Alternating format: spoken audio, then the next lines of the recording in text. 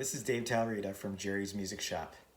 Today I'm going to demonstrate some exercises that can help young drummers develop a rhythmic vocabulary and independence while playing rock beats on the drum set.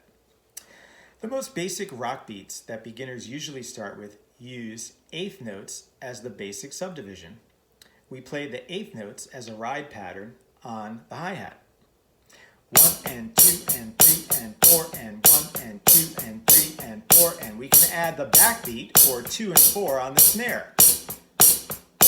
1 and 2 and 3 and 4 and 1 and 2 and 3 and 4, and then we can play variations of quarters and eighth notes on our bass drum with our right foot. 2, ready, and 1, 2, 3 and 4, 1 and 2 and 4, 1 and 2 and 3 and 4 and 1 and 2 and 3 and 4. If we think of this kind of beat vertically, everything that I played on the bass drum with my right foot and the snare drum with my left hand lines up with one of the eighth notes that my right hand played on the hi-hat. That's why these patterns are usually easier for beginners to start with.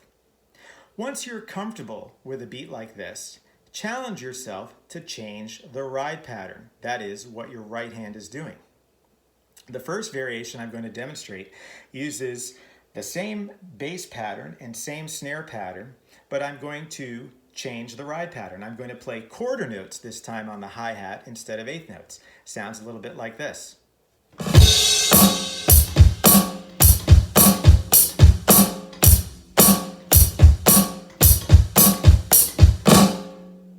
In this variation, some of the eighth notes that I play on the bass drum don't exactly line up with the quarter notes that my right hand is playing. They happen independently.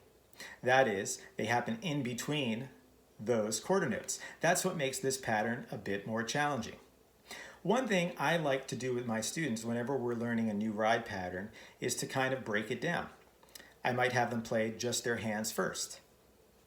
1, 2, 3, 4, 1, 2, 3, 4. Simple enough. In this one, the more challenging part is playing the right hand and right foot. Sounds like this.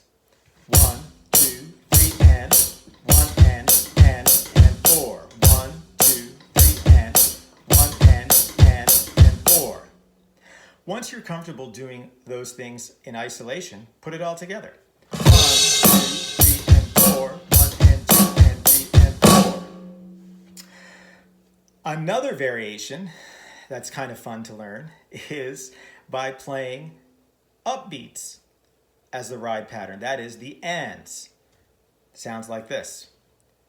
1 and 2 and 3 and 4 and 1 and 2 and 3 with the snare. 1 and 2 and 3 and 4 and 1 and 2 and with the bass.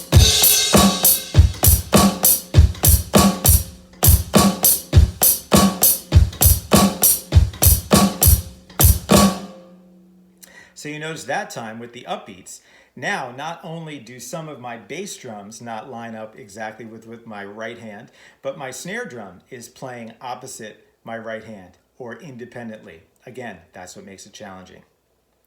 The number of ride patterns that we could play is almost endless. And one of the key aspects of practicing effectively is taking something that you already know and are comfortable with and adding variation in order to develop your skill. So challenge yourself. Take some basic rock beats that you know and try them with a different ride pattern. Remember, practice with a purpose, and above all, just keep playing.